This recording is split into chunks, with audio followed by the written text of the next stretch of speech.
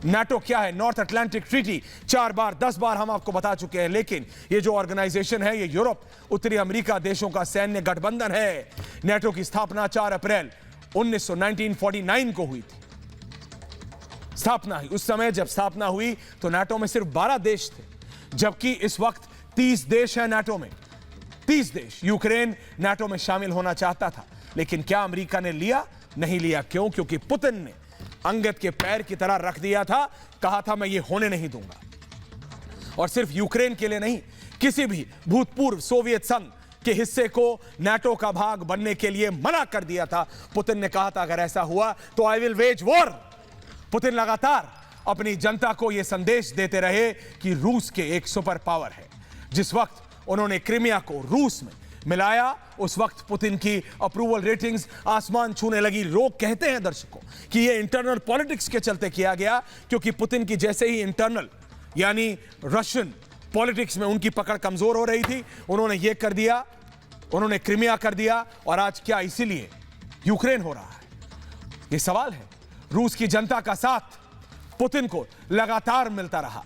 आज भी आधे से ज्यादा रूस मानता है कि यूक्रेन को आजाद और अलग देश घोषित करना गलत फैसला था। यह एक सर्वे कराया गया था रूस की एजेंसी द्वारा, यह उसका डेटा है। यूक्रेन और रूस में किस हद तक समानता है, उसके लिए आपको यह जानना जरूरी है कि रूस और यूक्रेन में कितनी समानताएं हैं।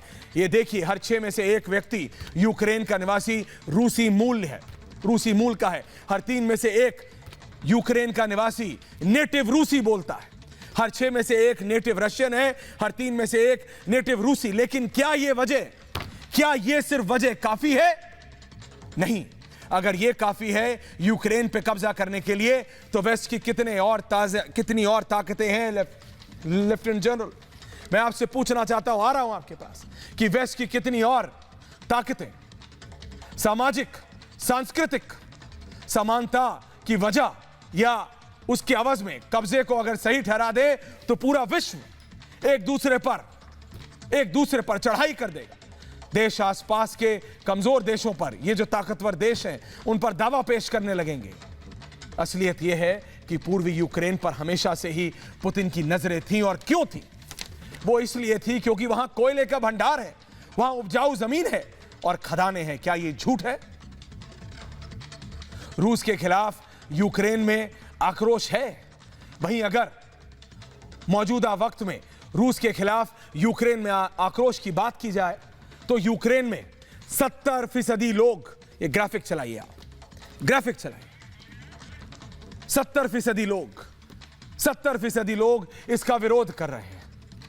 72% लोग यूक्रेनी रूस में शत्रु समझते हैं। 33.3% लोग यूक्रेनी हथियार उठाने को तैयार हैं। 21.7% लोग यूक्रेनी विरोध में प्रदर्शन करने को तैयार हैं। तो 67% लोग नाटो में शामिल होने को तैयार हैं। यह सिर्फ एक इशारा, सिर्फ इतना छोटा सा सिंबल है कि देखिए साहब, यूक्रेन की जनता पुतिन से लड़ने के लिए तैयार है। आप समझ सकते हैं। मैं सीधा अपने पैनल के पास जा रहा हूं इससे निकल के। उससे पहले मैं सिर्फ यह बता दूं लेफ्टिनेंट जनरल कि कौन क्या चाहता है।